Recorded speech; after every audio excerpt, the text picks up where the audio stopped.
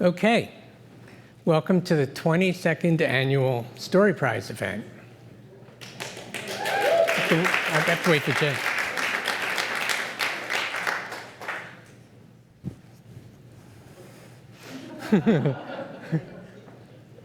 Only because he's important. We're here to honor three outstanding, distinctive short story collections. Other Worlds by André Alexis, ATAVISTS by Lydia Millet, and Long Distance by Ayşegül Savaş. The three finalists will each read from their books, then discuss their work with me. At the end of the evening, Jay Lindsay, who just walked in, the president of the Chisholm Foundation, which has generously backed the Story Prize from the outset, he will announce the winner. We read 114 short story collections published by 72 different presses or imprints in 2025. What made these three books stand out was the skill of the writing on the sentence level and the originality of the stories and the collections as a whole. We chose the finalists, and three independent judges determined the winner: writer and copy editor Benjamin Dreyer, writer and past Story Prize winner Ling Ma, and Chicago librarian Stephen Sposato. In preparation for this event, I read these three books a second time, and in each case, the brilliance of the individual stories and the cohesiveness of the collections became more apparent. Some of you might catch everything the first time, but a second reading can be a revelation, especially when the writers are as skillful and creative as these three are. We hope you'll buy, and more importantly, read Other Worlds, ATAVISTS, and Long Distance. Signed copies are available for purchase here from 192 Books. And if you're watching online, we've included a link to a list posted on bookshop.org. I'd also like to mention one other short story collection we read in 2025, Trying to Be by John Haskell, which is this year's winner of the Story Prize Spotlight Award. Books such as this and those of the three finalists demonstrate that the short story remains an elastic, vital, and dynamic literary form with near limitless possibilities, and remind us why we started a book award for short stories in the first place. Before we begin, I'd like to thank Julie and Jay Lindsay for their decades-long support of the Story Prize. I'd also like to thank Asher Dark, who assisted me in getting, tracking, and reading the 114 books we received, and Melissa Olcott, who takes care of the many logistics involved in organizing this event. The first finalist we'll hear from tonight is André Alexis. From the brilliant and surprising opening novella, and throughout the other stories in Other Worlds, Alexis plays off various genres to brilliant effect. Each story defies expectations in ways that ultimately feel well-earned, and the writing throughout is both erudite and playful. André?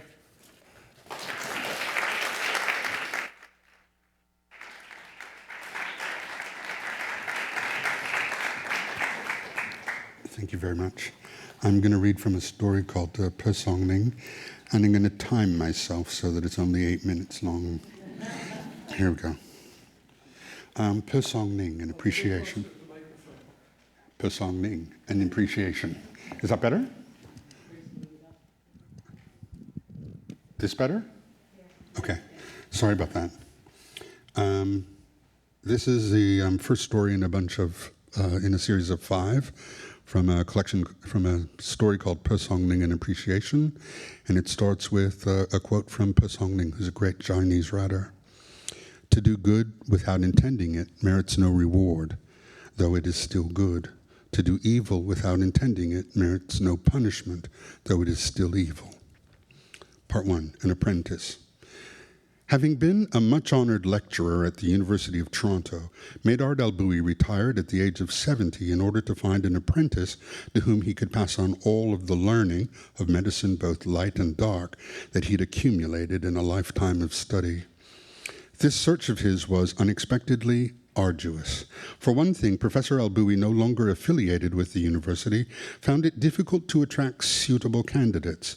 Those he approached, including some of his own best students, turned him down when they learned he would be teaching superstition, and just as disobliging to them that they'd receive no university credits for listening to him. Tired of looking for a candidate among the university's students, Professor Al-Boui let it be known that he would teach anyone, educated or not, who showed the will and aptitude to learn. Word of this got out, but although he interviewed a number of candidates, none was suitable, most having in mind that they would learn to punish their enemies with voodoo or obeah and then quit. Among these candidates, there was a subset who wished to simply pay him to punish their enemies.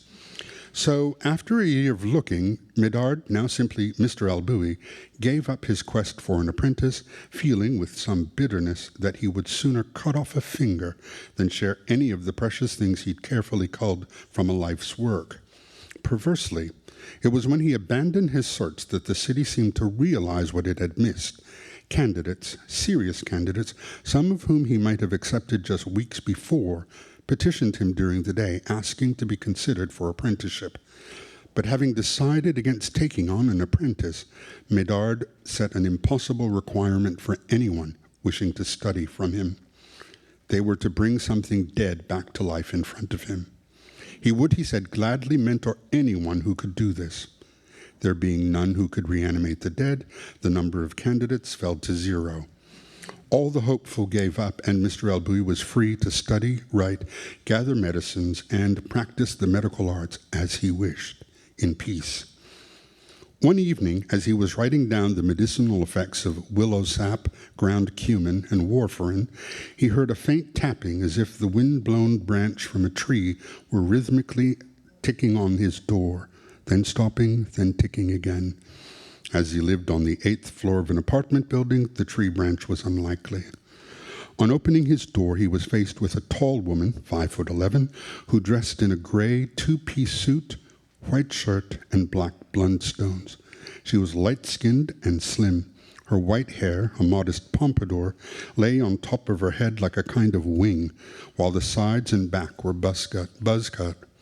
Her outfit was distracting, but something about her spirit put him at ease. She looked at him for a moment before respectfully offering him a white plate on which a mushroom omelette lay. "This is for you, Mr. Al-Boui," she said. And when he'd taken the plate, she stepped back. "What do you want me to do with this?" he asked. The plate was warm and the omelette smelled good, but he was not hungry. "The mushrooms were dead, but the omelette is alive," she answered. "I'm thinking of becoming your apprentice." He wasn't sure it was prudent to look at her directly, there being a chance she was mentally unstable. He wondered if she was pulling his leg. He looked around to see if they were being filmed, and seeing no one else, he said, "I won't eat this because I'm not hungry, but I disagree about the omelette being alive." The young woman, for her part, seemed to have no difficulty looking at him directly. She held his gaze until he began to feel awkward. "People always talk about mushrooms bringing dishes to life," she said. "But you weren't being metaphorical?" "I'm not a poet," Medard said. "If you'd like to be my apprentice, you'll have to bring something actually dead back to actual life, and I prefer you do this during the day." "I understand," she answered. "My name is Lucinda Sue. I work during the day. Would you mind if I returned in 3 days at the same time?" "It's 7 in the evening," said Medard. "It's a little late. But if you're going to bring something back to life in 3 days, at 7 o'clock, I'll be happy to see it."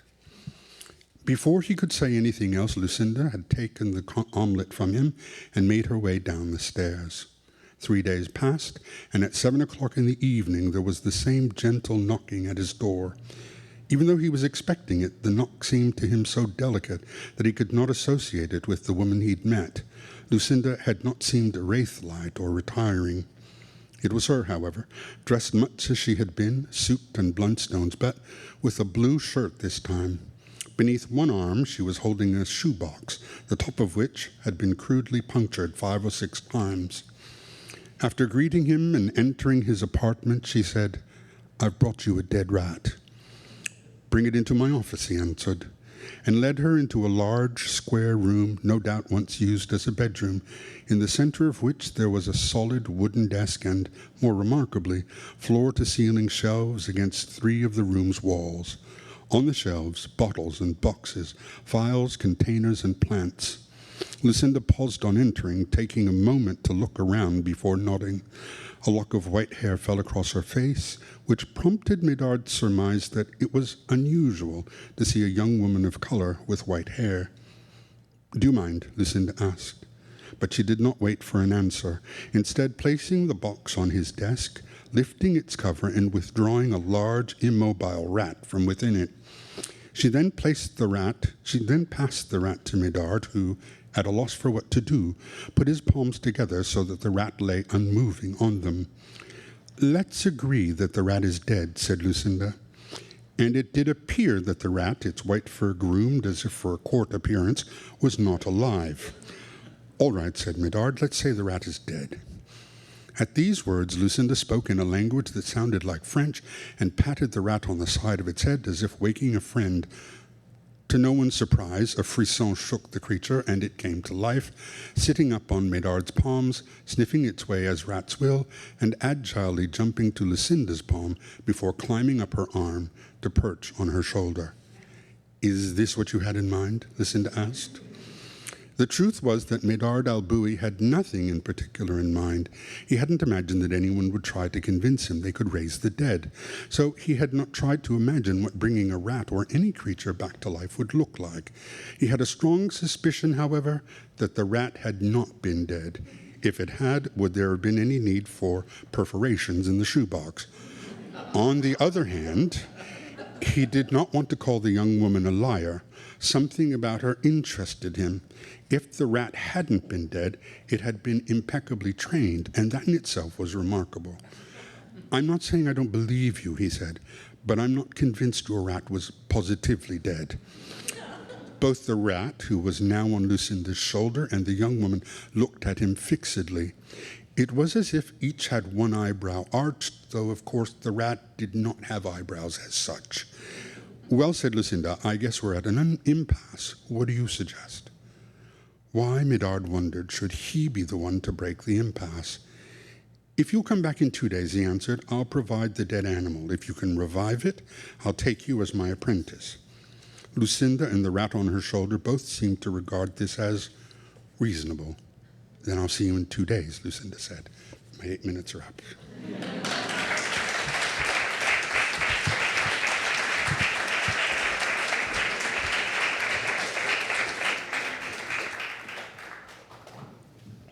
Just take a little water.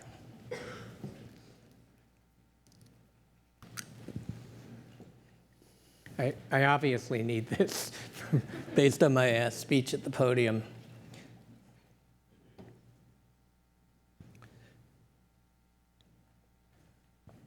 There we go. André, there's, I don't know what I would call it, magic or sorcery or, I don't know, some kind of native medicine in some of the other stories. How do you know about that? Are these recipes you call out, are they? No, pure invention. Pure invention. Nothing about medicine at all. My father was a doctor, though, so all through my work, there's probably over many doctors and formulas for this, that, and the other thing. I remember when I was young and we had just moved to Ottawa, that one of the most impressive things for me, my father went to the University of Ottawa, and we happened to live in a student house right beside it. And on my way to school, I would look in at what was the laboratory, and I would see animals in cages and men and women going by, taking the animals, doing stuff with them, which I didn't know, but which struck me as like an incredible world. A lot of the stories, maybe all of them, are playing off of other forms or other stories by other writers. Can you just say for this particular story what the form is you're sort of playing with? This one is actually pretty much a dedication to Pesongning, the Chinese writer. It's complicated to talk about this collection because It came about by accident, but it's really quite consistent in its stories. My father died, and my mother has dementia, and the loss of my parents was something that I wasn't able to write about when my father died, but which really occupied my imagination as I was writing these stories. And so the idea of parentage and your inheritance broadened from just my parents into the works of literature that have influenced me deeply, not the most deeply, but deeply. So there's a story that's in the style of Witold Gombrowicz. One of the stories is inspired by Dostoevsky. Pesongning, Yasunari Kawabata, all the writers that meant a lot to me while I was learning my trade came back to me as kind of parental in a way as well. And part of what was interesting in mourning my parents was in getting closer to the writers that I've loved, Jane Austen, any number. And so at the same time as I was grieving the loss of my parents, I was also very much close to what had influenced me and turned me into what I was as a human, but also as a writer. And it was from that that I sort of felt that the collection is both a goodbye and a sense of gratitude for what has been. Sorry, That's a very elaborate answer. No, it's a very Sorry. good answer. Did it start with one particular story in the book, and then you wrote another, and then you knew you had something? How did this take shape? Okay, so I'm about to tell you something that I shouldn't. And Ellen, you'll have to close your ears. Huinum, which is the first story, was submitted to the New Yorker, and they took it, and they have a certain set of rules that they do with individual stories. But if the stories are part of a collection, then they have a different set of rules to what they own and what they do. And I had no inclination or no sense that I was going to write a collection of short stories. But in order to change the relationship to the short story, I said, yes, I do have a collection of short stories. And I came up with the name on the spot, Other Worlds, not thinking that it would have any kind of deep meaning, but it did. So even though I hadn't at the time had a collection of short stories in mind, they sort of like concretized around certain ideas. And so the story is basically a legal mystery. The collection is.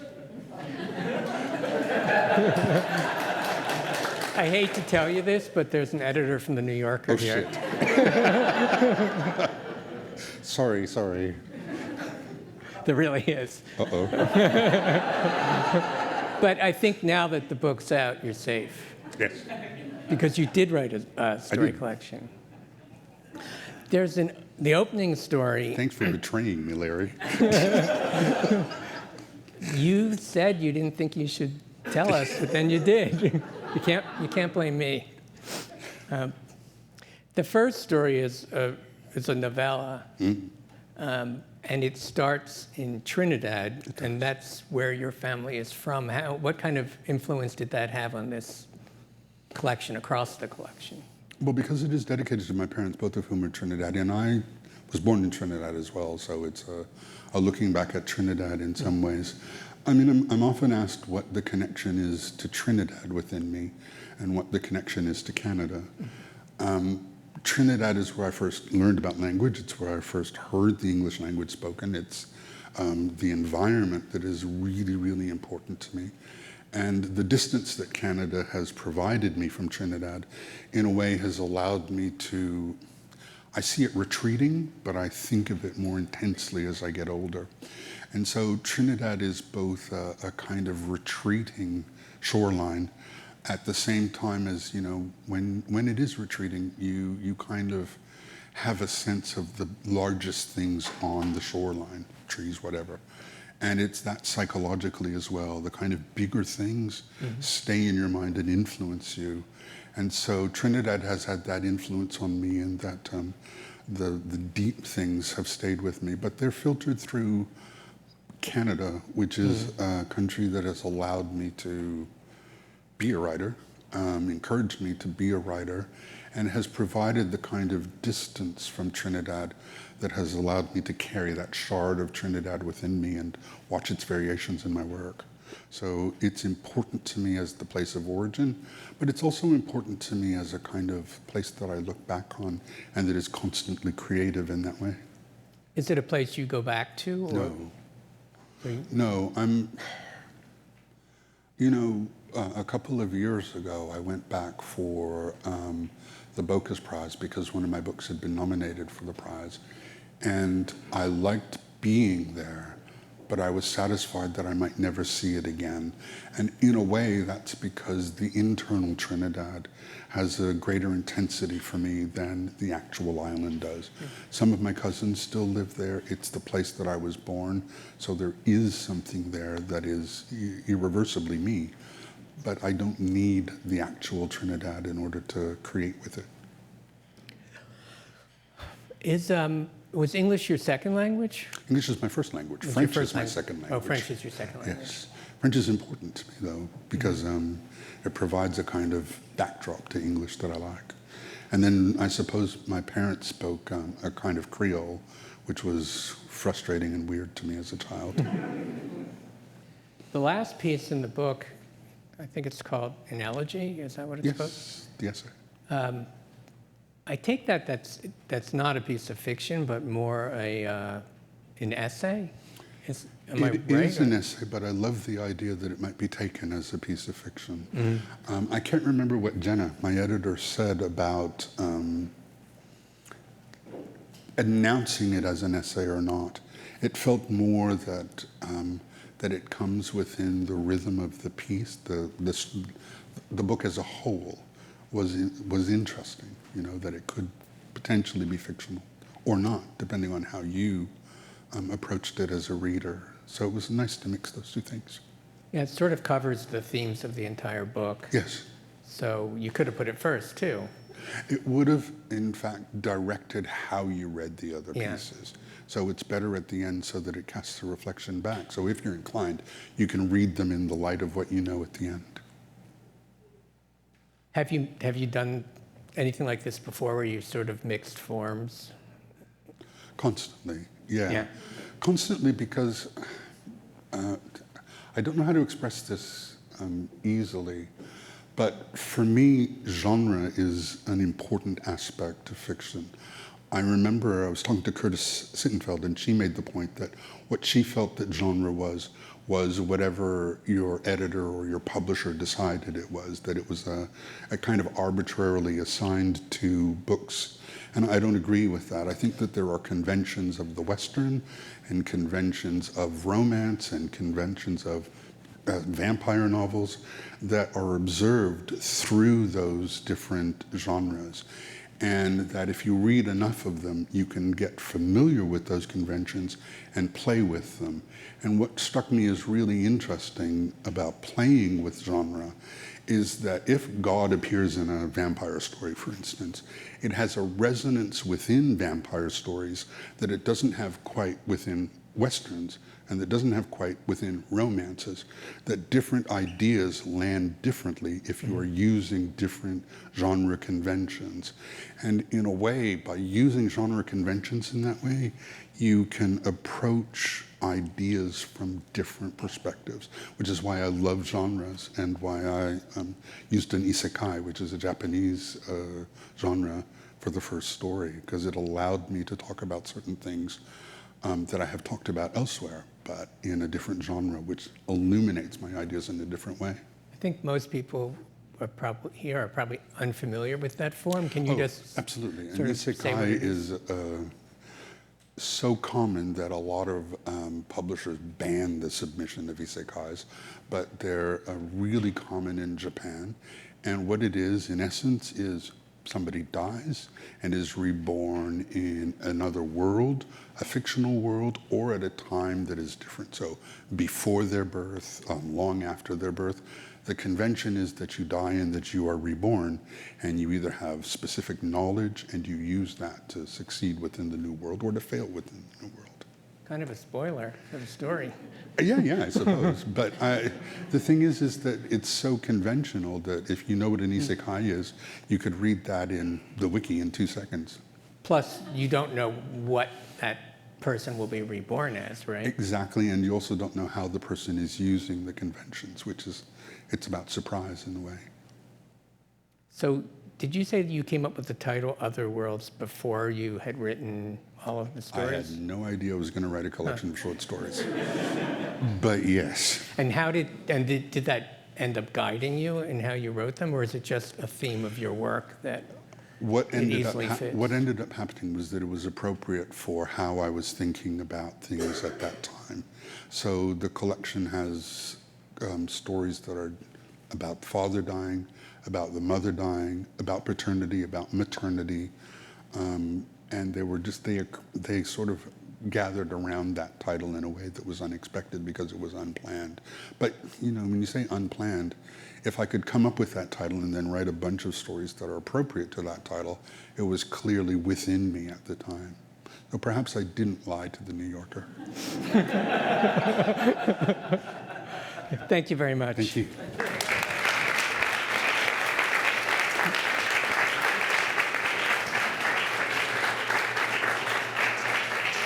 Thanks, Andre. The second finalist is Lydia Millet.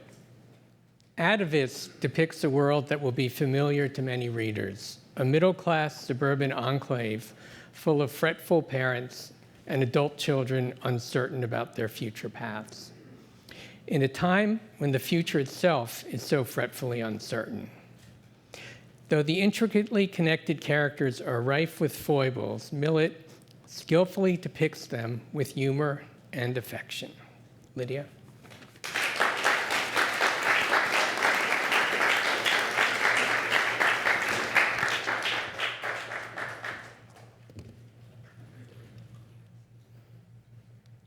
Just checking the water supply.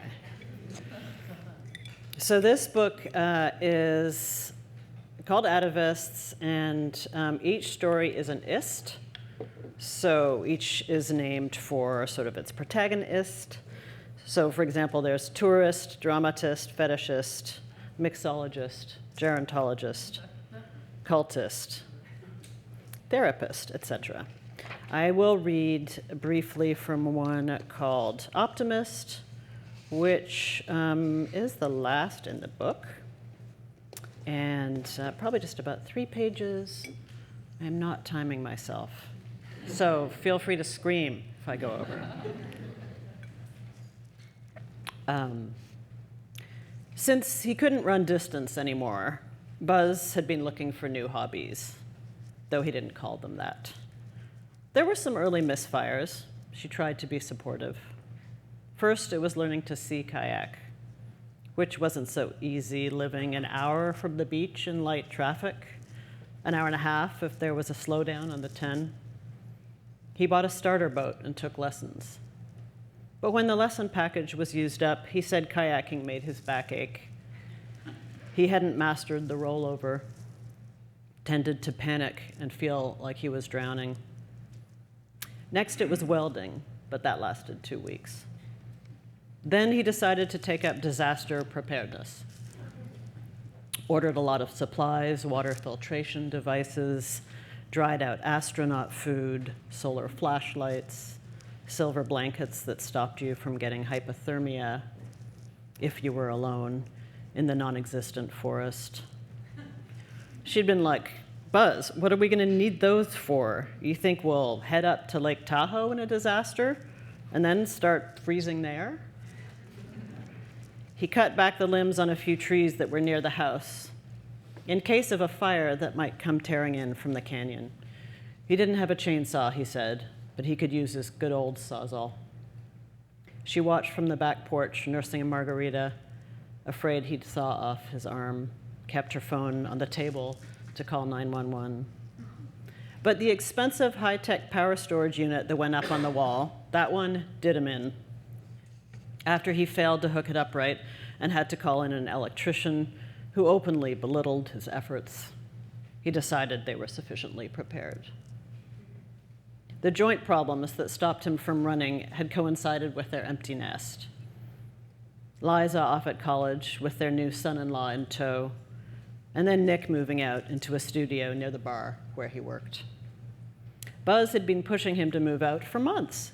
He should stand on his own 2 feet, Buzz had said again and again, at the age of 23. But once the decision was finally made, he backpedaled. "I've been thinking," he said, "why should you take on that extra overhead? Rents are crazy right now, and we've got plenty of room."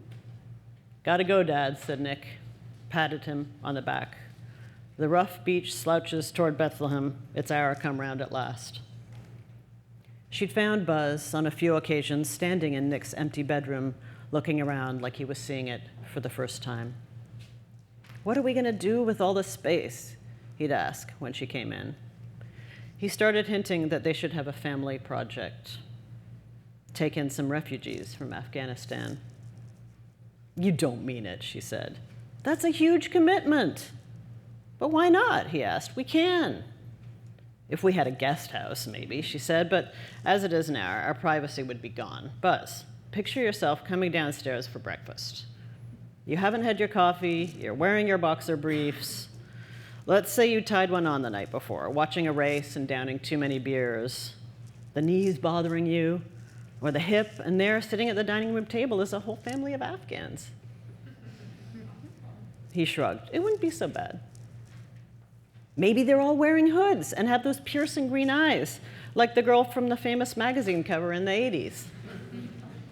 Oh, we could just take on a single Afghan, a bachelor." "I don't even want a bachelor. Just sitting there at the table, expecting a hot breakfast? I don't know if you noticed, but I just got done with serving 2 other people for almost a quarter century, i.e. our children. So I could really use a break." He could make his own meals, couldn't he? "Well, we don't have a guest house, so." Unfortunately, he took her objection and ran with it. What if they did have a guest house? He showed her pictures online. You could buy prefab sheds, tiny houses, hip and modern. The colors could match the main house. Hell, for 80 grand, they'd even finish it for you. It could have a solar water heater and a kitchenette. "Buzz, do we have an extra 80 grand burning a hole in our pocket?" "I think we could swing it. We have those ETFs." "But it's a terrible time to sell. We'll have to pay capital gains, won't we? And the ETFs are for our retirement." He grumbled a bit, so she thought he was letting it go. But a few days later, he brought it up again. "They even handle the permits for you," he said. "The tiny house companies, they do it all. You hire a local company to pour the slab, and bingo, they bring in the tiny house and set it up on the slab." He measured parts of the backyard and the driveway, marked lines in chalk using a brand new laser level and blue string. "See, they could back the truck in right here. Maybe one bush we'd have to lose and a Japanese maple, but we can relocate it." "Buzz, listen," she said in bed. "I feel like you're rushing into this. 3 months ago, you were all about sea kayaking, and where's the sea kayak now? In the garage, with spider webs on it the size of a house cat." "This is different," he said. "The refugees can't wait." "But $80,000, Buzz, and we're paying Liza's tuition and their rent."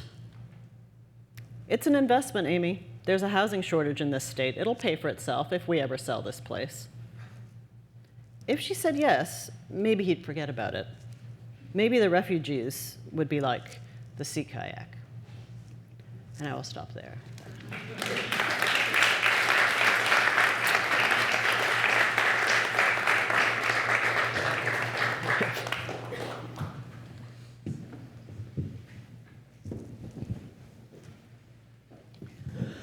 Did the idea of all the ifs and isms, was that something that was in the initial conception of these stories in this book, or did it sort of emerge?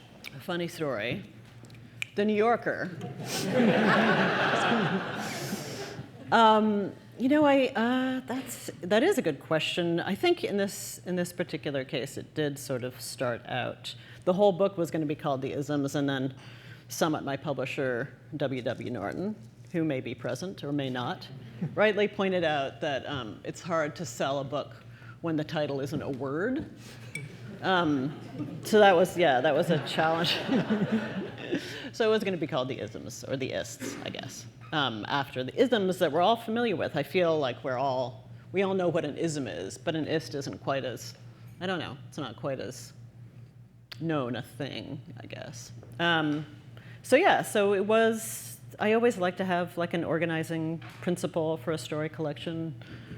Just makes it a funner game to play, and so that was the one for this. To be honest, a funner game to play, though not involving outright lies like some of my. The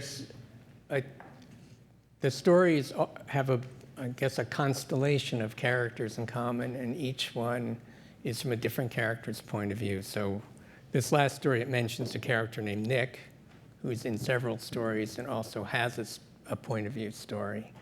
Mm-hmm. That's pretty intricate. How did you organize that? Did you have a chart or something? Oh, I wish. Yeah, no. I don't do anything methodical or correct. Mm-hmm. I just, I sort of go through writing a story collection as I blunder through like the days in my week and my personal life, and then, there are always just sort of organic connections that crop sort of up, and you perceive them, and it's fun to have characters reappear because you already have, a relationship with them, and so even if it's just a very superficial relationship, you can still enjoy it. I actually did a diagram of the book. I'll have to show you later, with arrows connecting people and dotted lines and everything. Kidding? So I figured maybe you did the same thing when you wrote it. That's great. So when you do that and you have characters in several different stories, how do you make sure that you aren't inconsistent in some way about them? Do you go through at the end and make sure that, that they don't have sudden dramatic changes? Yeah, that's a good question, I guess. I completely rely on consistency readers for that. No, I don't completely, but they are really helpful. I think it's hard to, all sort of characters who are made up, who are just like figments of languages and parts of sentences, none of them come together in some perfect form. They're all just figments that we take as a sort of collective fusion, a sort of presence, right? And so there's not necessarily a tremendous internal logic to really any of them beyond what feels like what is gestural and what sort of feels intuitive, I think. But as a reader as well, I'm not testing the characters I read for their consistency. Mm-hmm. I think much as I don't really test the people I know in real life for their consistency, because what a terrible and I don't know, what a hopeless sort of endeavor that would be, because we're also inconsistent, right? Plus there's a subjectivity to it, right? Because there are different points of view in each of the stories. Right, and so you can always have forgivable errors in fiction, right? Just sort of like, oh, that error makes sense because it's all a lie anyway, or whatever. Another aspect of the book is that it does sort of advance a narrative that's chronological. Like the last story is last in time, and the first story, I imagine, is first in time. Right, which is just the way that I sort of write them, in this sort of like simple-minded, plodding, linear way. But it also does help just give a sort of, I think, real feeling progression to things that is a real shape, at least, that you can kind of inherit as a reader from the writer's experience with something, if you know what I mean. I think I do. ATAVISTS is the title of the book. Maybe people don't know what that means. How do you I'm sure they all know what it means. It means different things, of course, in different lexicographies or whatever. So essentially, it's used in biology and it's used in psychology. In biology, it means, in psychology, it sort of was coined to refer to sort of aberrations, criminality that were seen as like primitive or whatever. It's been a little discredited in that usage over time. But then in biology, it refers to evolutionary traits that crop back up again over time. So like a vestigial, I knew this guy named Adam in grad school who had this vestigial gill in his neck, and it would like open up a bit. I'm not kidding, I'm not lying.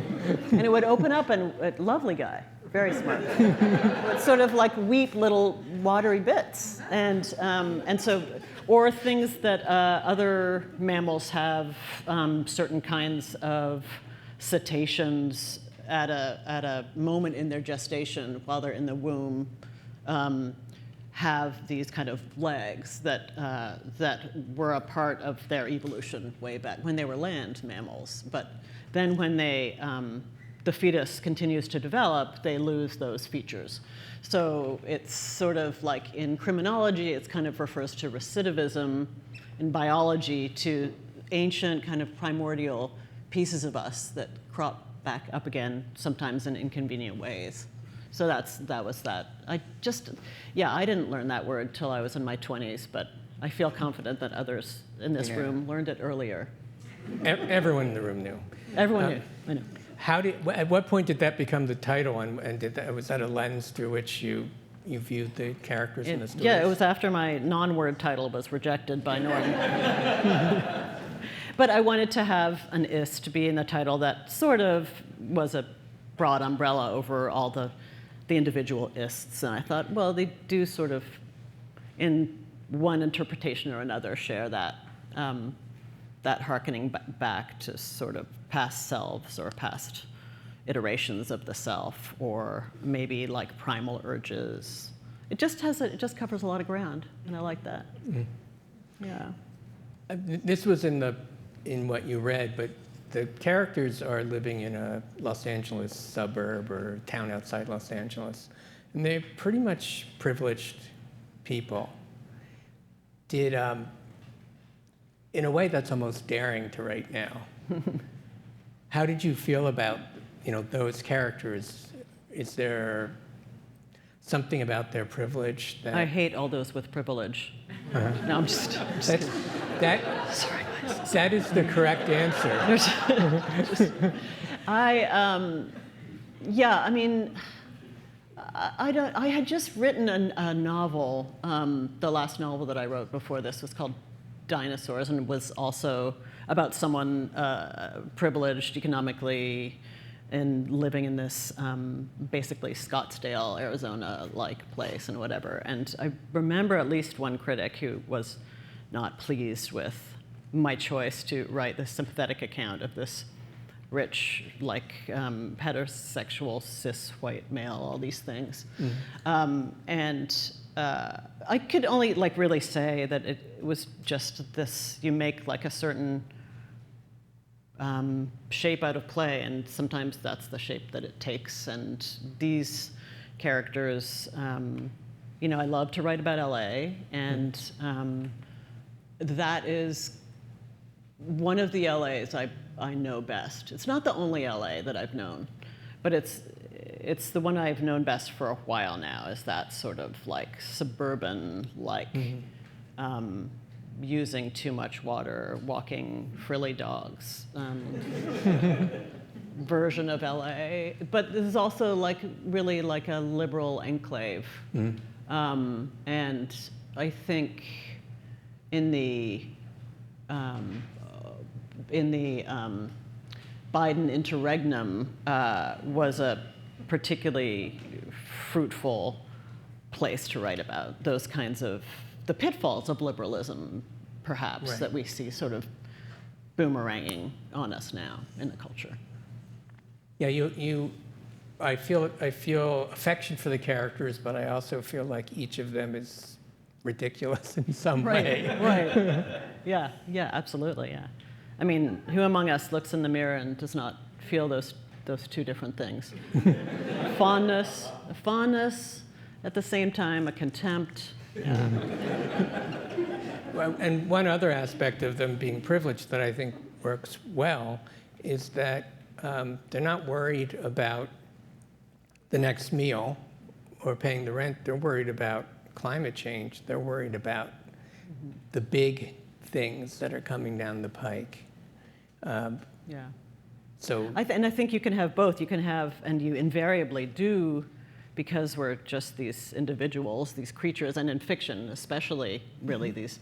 And so you always have the petty, and you always have the small and the personal, and those things are not the same. And then you also have these vast amorphous things kind of floating over it, and these generous impulses that I think we have are also in some, like, even Buzz's impulse, right, is this sort of generosity slightly perverted or distressed, vexed in some way. Yeah. So I like that combination of just the minute and the vast that you can have among those who have the leisure to not just be looking for their next meal. thank you. Thank you. Very fun.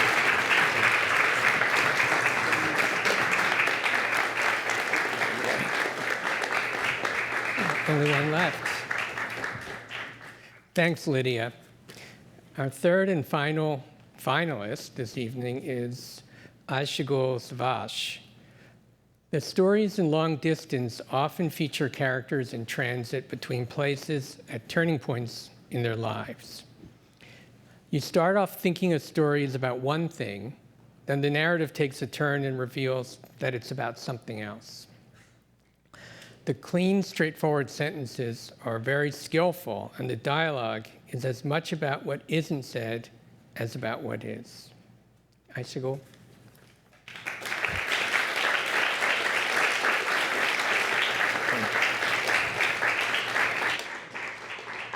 Thank you. I'm going to read the first pages of a story that's called Cry It Out. For a long time, all we talked about was the baby's sleep. When friends and relatives asked us for updates, we would list the ways in which we were exhausted in a desperate attempt to make them understand. The baby could only nap if he was in our arms. He cried every few hours and had to be rocked back to sleep. He woke up for the day at 6 in the morning, sometimes at 5. Before the birth, my friend Anna had given me a book about baby sleep. It was the only one I needed to read, she assured me.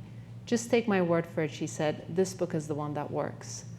Anna's son, Luca, was long past the age of constant care, but the advice of the book remained solid, she said. She'd given the book to several other mothers, and they had all been grateful. At the time, I thanked Anna for the gift, though I thought that I wouldn't really need it. I'd always been a little patronizing toward the difficulties of parents. Before the baby, I'd more or less thought that if only mothers were more relaxed, the problems of their children would smoothly unknot. In the weeks following the birth, my husband skimmed the book and summarized this main point. A baby needed to learn how to sleep on its own. The ability to soothe oneself to sleep, the author claimed, was a learned skill, just like eating with a fork or putting on shoes. According to the book, our baby was still too young to train because the method involved letting the baby cry. In those days, when time expanded to monstrous scales, each day a trial of our endurance, it seemed that we would never get to the mark only a few months away when we would be permitted to carry out the training. We'd heard from other friends that we could start a week or two earlier if the baby showed signs of maturity. They added that it would take some courage on our end. Courage, we joked. Our nerves were so frayed that we would have done anything for a calm evening, a few hours of uninterrupted sleep. A war broke out on the other side of the world on the baby's 4-month birthday. That morning, we had dressed him in a flannel shirt and trousers, though he normally spent all day in pajamas. He didn't read the news of the war until a few days later, and even then we had little idea of the scale of events. We didn't really have time to think about anything but the immediate requirements of our days. My husband had gone back to work, albeit with shortened hours. I greeted him each afternoon with an outpouring of despair. We couldn't continue like this, I said. We needed to make a change. I know, he told me. Soon we'll start the training. Friends came by to bring us food and stay for tea, or go on a walk with the baby strapped to them, hopping him up and down so he would fall asleep. When we asked them on these visits how they were feeling, they would shrug solemnly and say something vague like, "You know," or "It's a strange time." "What happened?" we asked. "Is everything all right?" After a few times, it became clear that they were all referring to the war. It seemed important to state right away that it was on their minds. Some of them, realizing we'd been more or less unaware of the debates, were restless to tell us their version of events. The war defined something about them, something about their worldview, as well as how they were viewed in the world. In other wars, our friends had come together in solidarity. We had organized fundraisers, attended protests, volunteered at organizations. Just the previous year, we had all gathered in the home of Anna for a classical music concert to benefit 2 young artists who had escaped active combat in their hometown. At the end of the evening, Anna's young son Luca had played a pop song on his guitar, while his parents collected contributions. The family invited the artists to stay with them for a month while they applied for asylum. We had applauded our friends for their generosity, though it turned out that the young artists had been disruptive, drinking with their friends until the late hours of the night. A shame, we said, when Anna and her husband had been so generous. Our friend Aziz was the only one to point out that a space to congregate with alcohol was the best gift to offer young refugees. Aziz was a peripheral figure in our circle. We never knew whether he would show up and how long he might stay. But his presence was always welcome. He smoked too much and drank with joy. He gave every conversation his full attention. That he'd known hardship far greater than any of us legitimized our gatherings and made them feel that much more worthwhile. In the end, Anna had been forced to ask the artist to leave because Luca's schedule was disturbed by the commotion in their household. He went to bed late on weeknights, woke up tired for school. We agreed that it was an inevitable decision. This war loosened the bonds of our community. Some argued that it was more complicated. The oppressors were not so evil as we had thought unanimously of oppressors of all previous wars. They were our brothers, after all, a people so similar to us in every way.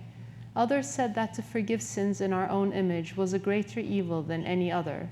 Others still were committed to silence. If they cared one way or another, they were more worried about what their caring might cost them. My husband and I were now fully abreast of the war, its facts, justifications, arguments, and counter-arguments, and we stood startled in its crossfire. Aziz was over one Saturday for a drink. He'd brought a bottle of whiskey, a bag of chips, so different from our other visitors who arrived with chicken stock and casseroles. We hadn't seen Aziz since the birth, though he seemed unaware that our lives had changed dramatically. It was refreshing not to be treated as tired parents. It gave us energy. The baby had been fussy all day, refusing to nap, and we took turns rocking him while Aziz poured drinks. "So, how you guys been?" Aziz asked. We told him about our battles with sleep and about the method of letting the baby cry. "Huh," Aziz said. "Sounds pretty barbaric." Thank you.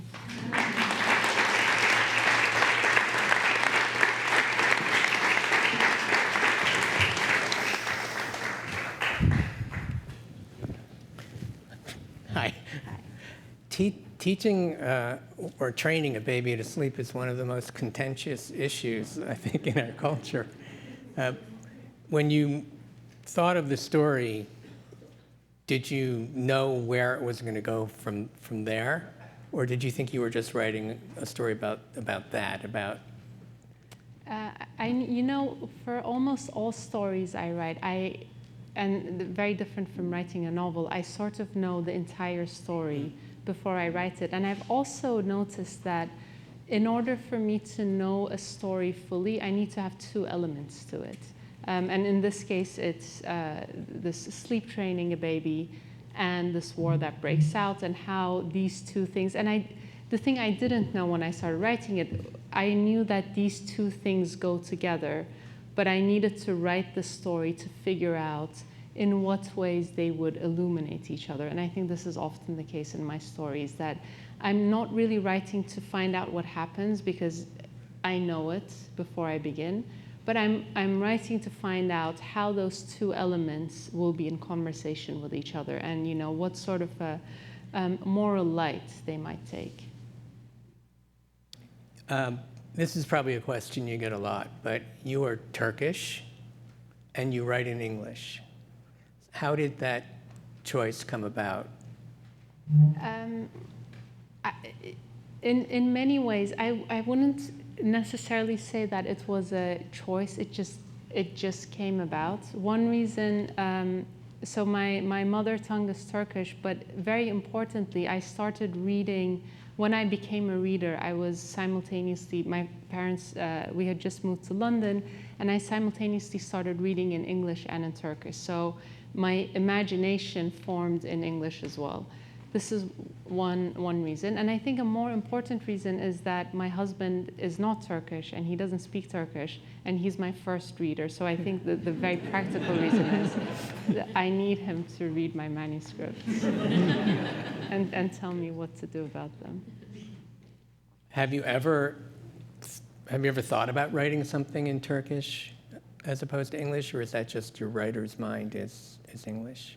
I think it is my writer's mind exists in English. I mean, I've written a few things privately like that I'll never show anyone, but I've never quite thought about a serious project. How did this collection come about? Was it a matter of having enough stories to collect, or it's thematic also, and the title suggests that theme.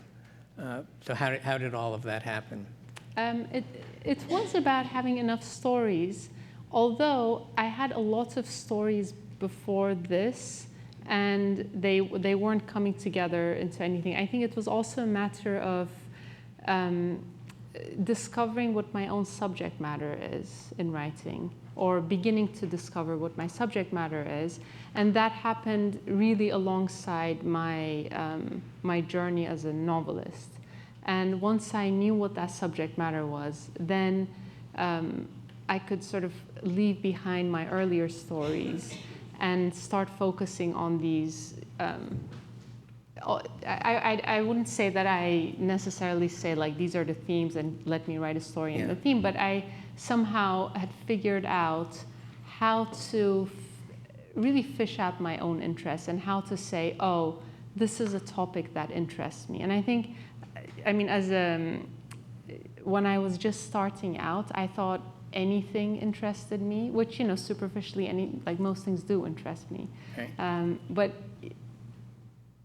you have to sort of know what your real interests are as a writer, and that's a very long process. Some of the stories are very specific about where they take place, Rome, Paris, Marseille, and some of them are sort of an unnamed city. What determines that choice for you, whether to be specific or not? I think often when the city is specific, then there is an element of tourism, and it serves the opposite effect of naming the city. It's if I find that if I name a place, then it almost certainly will be foreign or not known very well to the characters. And if I don't name a place, I think instinctively I want the unnamed place to become more intimate or more interior, and not naming it allows that, because if you were to name, a foreign city, then the reader might say, oh, well, this story is not about me, or it's, it concerns like the type of people who live in Marseille, as opposed to this could be universal, and this is, a psychological landscape. So in this story, you're not, the one that you just read, you're not specific about where it takes place. Mm-hmm. And it's for that reason? Yes, for that reason that both, the city where this couple live and this war that's happening in the background, I wanted, first of all, without getting into any sort of debates about, well, who is it and what's going on, just the ways in which people deal with atrocity. And and our reactions to protecting ourselves from hardship and from hard choices. And I thought that, stripped of geography, I could write the story better. How do you think about the order of the stories in the book? I had no idea how to order. Actually, my editor, Callie, she ordered most of the book, and when she was doing it, I began to see, oh yes, like, of course, the last story in the collection is called Twirl, and I said, but isn't that sort of like a fun story we should put like in the beginning? And she said, no, like we want to have the collection like open up like a twirl, and that's sort of the way that one would arrange an album, I suppose, and paying attention to those beats. And then I think we were also considering, let's not have two Paris stories back to back, things, that sort of arrangement, to like aesthetic arrangement. So to just give a little variety to the reading experience. To give some variety to, I guess the mood becomes darker as the collection progresses, and then ends on this like more frivolous twirling. Did you write anything specifically for this collection with that in mind?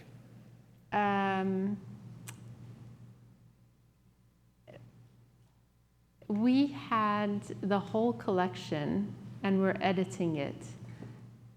And gosh, and I said, I have one more story, can you please wait? And I need to write it. And it was the story called Marseille, about a young mother who goes on holiday for the first time with her two childless friends. And I just thought, this idea of tourism and visiting a new place, but also the idea of seeing past selves, that she was like these women once. It's a story about aging. It's a story about being a parent, and I thought that would fit in quite nicely. And they said, sure, we can wait. And I wrote it as fast as I could. Okay, thank you very much. Thank you.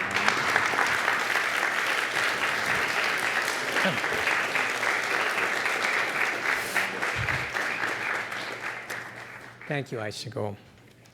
Before we announce the winner of the Story Prize, let's hear it for all three writers.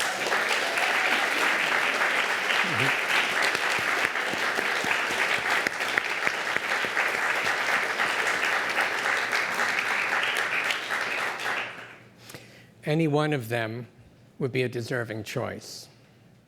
Thank you for sharing your work and your insights about writing. And now, Jay Lindsay, president of the Chisholm Foundation, will announce the 22nd winner of the Story Prize.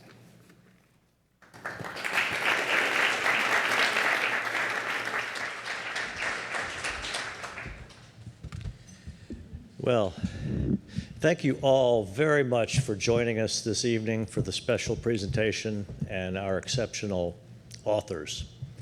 It's clear that short fiction is in very, very capable hands and shows an amazing variety. The Chisholm Foundation is very proud to have sponsored these awards for the last 20+ years, and it's my privilege in that capacity to announce the winner of the 22nd Story Prize. But before I do that, there is one person that hasn't been thanked this evening, and that's Larry Dark.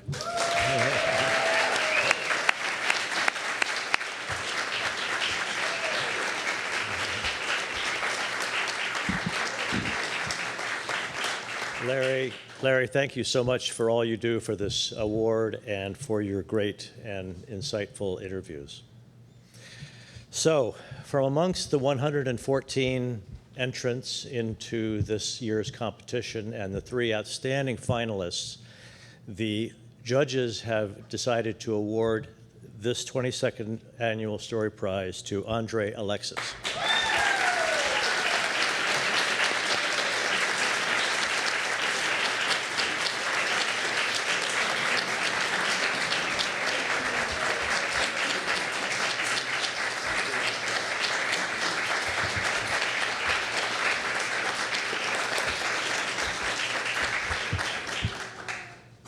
prepare a speech. I'm really grateful, and the most important thing for me right now is to mention Jenna, who is my editor, and of course, Ellen, my agent. I loved working with Jenna in a way that I wish I could express exactly.